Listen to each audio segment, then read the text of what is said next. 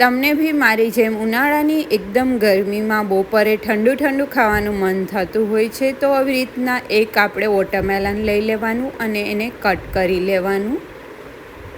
અને બને તો મીઠું વોટરમેલન હોય તો એનો બહુ ફાઇન ટેસ્ટ આવશે.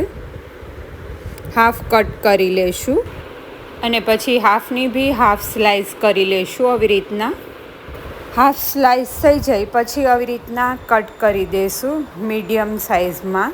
તમારે જેટલો બનાવો હોય એ રીતના તમારે કટ કરી લેવાના છે. અને જે વોટરમેલનના બી હોય એને આપણે રિમૂવ કરી લેવાના છે. આવી રીતના તમે નાઇફની હેલ્પથી રિમૂવ કરી શકશો. આ બધી સ્લાઇસને આપણે ફ્રીઝરમાં સેટ થવા માટે રાખી દઈશું. તો અત્યારે સેટ થઈ ગઈ છે. 8થી 10 કલાક માટે રહેવા દીધી હતી.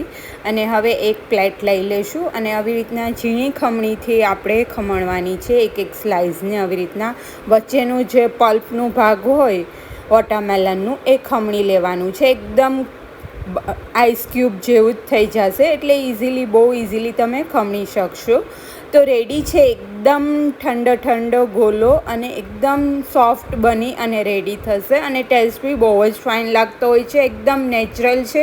તમારા કિડ્સને અથવા તો તમને જો ગરમીમાં આવી રીતના ઠંડુ ખાવાનું મન થતું હોય તો ઘરે જ આવી રીતના ગોલો બહુ જ ઇઝીલી બનાવી શકશો અને હેલ્ધી વર્ઝન બનાવી શકશો, શુગર ફ્રી. ઉપર ચાટ મસાલો અથવા તો હની એડ કરી શકો.